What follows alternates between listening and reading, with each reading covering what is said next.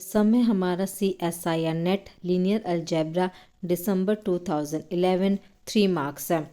इस सम की स्टेटमेंट में हमें गिवन है suppose the matrix A whose entries is 40 minus 29 minus 11 minus 18 30 minus 12 26 24 minus 50 has a certain complex number lambda non-zero as an eigenvalue.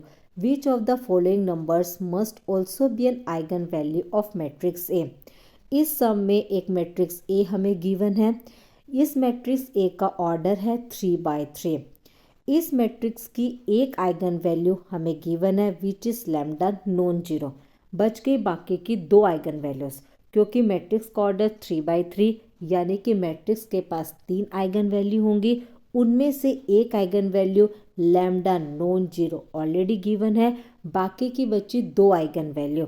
उन दो eigen value में से जो एक आइगन वैल्यू है वो इन चार ऑप्शन में से कोई भी एक होगी, वो हमें फाइंड आउट करना है।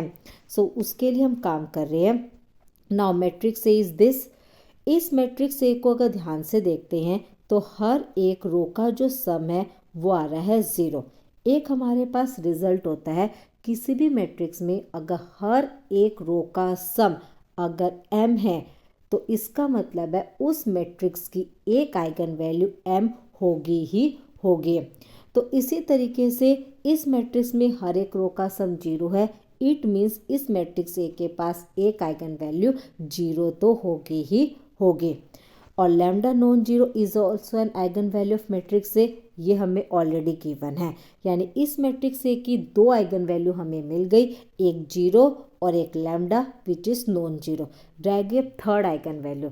जो तीसरी आइगन वैल्यू है वो उन चार ऑप्शन में से कोई एक होगी, और वो फाइंड आउट करने के लिए हम इस मैट्रिक्स ए के ट्रेस का यूज़ करेंगे। और ट्रेस होता है सम ऑफ द डायगोनल एंट्रीज है। सो मैट्रिक्स का ट्रेस हो गया 20। ऑल्सो जो ट्रेस है ना वो सम ऑफ आइगन वैल्यूज भी होता है। सो एक आइगन वैल्यू 0 हो गई फ्रॉम 1, सेकेंड आइगन वैल्यू हो गई लैम्डा विच इज गिवन, और थर्ड आइगन वैल्यू हमने ले ली है लैम्डा 1 इक्वल 20। यहाँ से हमने लैम्डा 1 की वैल्यू निकाली जो कि आई है 20 माइनस लैम्डा। तो इस मैट्रिक्स ए की तीनों आइगन वैल्यू हमारे पास आ गई, एक 0, एक lambda which is non zero and third one is 20 minus lambda. इसका मतलब है कि जो तीसरी आइगन वैल्यू होगी मैट्रिक्स ए की must be 20 minus lambda which is option number third.